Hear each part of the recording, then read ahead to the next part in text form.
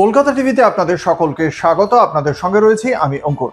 আপনারা সকলেই জানেন, দেখেছেন যে যে তিনটি দাবি নিয়ে ককরোচ জনতা পার্টি তারা কেন্দ্রীয় সরকারের সামনে রেখেছিল, সেই তিনটি দাবির প্রধান ছিল ধর্মেন্দ্র প্রধানের পদত্যাগ। দ্বিতীয় দাবি ছিল বিভিন্ন রাজ্যে এবং নয়াদিল্লিতে রাজপথে ককরোচ জনতা পার্টির সমর্থনে 20শে জুলাই যে পদযাত্রা কর্মসূচি ছিল, চলো সংসদ ছিল যার নাম, সেই কর্মসূচিতে বহু আন্দোলনকারীর বিরুদ্ধে এফআইআর করা হয় দিল্লি পুলিশের পক্ষ থেকে। অন্যান্য রাজ্যগুলিতে যে একই রকমভাবে কর্মসূচি হয়, আন্দোলনকারীদের বিরুদ্ধে এফআইআর হয়, আমাদের রাজ্যেও তার ব্যতিক্রম নয়।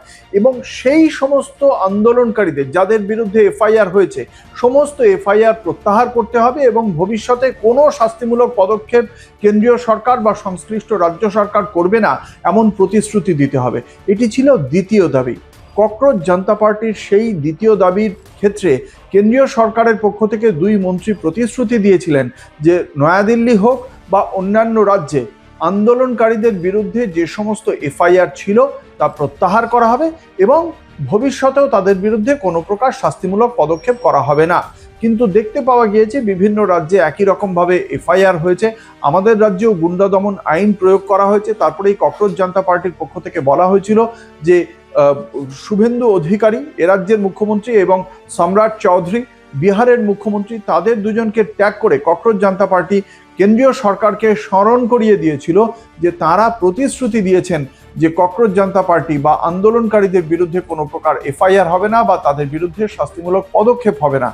তারপরে এই বিষয়টি তাদেরকে পুনর্বিবেচনা করার কথা বলা হয়েছিল, নতুবা তাদের পক্ষ থেকে পরবর্তী পদক্ষেপ নিয়ে চিন্তা ভাবনা করা হবে। এবার সেই কারণেই ককরোচ জনতা পার্টির পাশে দাঁড়ালেন কপিল সিব্বল। সুপ্রিম কোর্টের আইনজীবী, বিশিষ্ট আইনজীবী কপিল সিব্বল তিনি বলেছেন যে ককরোচ জনতা পার্টির পাশে দাঁড়িয়ে তিনি 1 কোটি টাকা দেবেন এবং যে সমস্ত রাজ্যে ককরোচ জনতা পার্টির এই সমস্ত কর্মী সমর্থকরা তারা যারা সমস্যায় পড়েছেন তাদের জন্য একটা ওয়েবসাইট তৈরি করা হবে।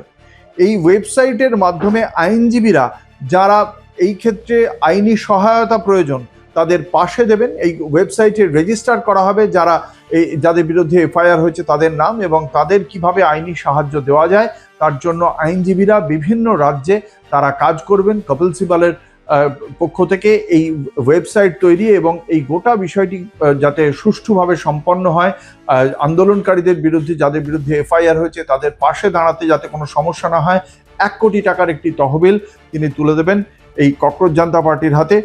এবং দিল্লি পুলিশ যেভাবে ফেশিয়াল রিকগনিশন ডিভাইস ব্যবহার করেছে এই সমস্ত আন্দোলনকারীদের চিহ্নিত করার জন্য এবং তাদের পরিবারকেও হেনস্থা যাতে কোনোভাবেই না করা হয়, সেই জন্যেই তার যে আইনজীবীদের টিম রয়েছে তারা গোটা দেশে জুড়ে এই সমস্ত আন্দোলনকারীদের পাশে দাঁড়াবে, তাদের হয়ে আইনি লড়াই লড়তে।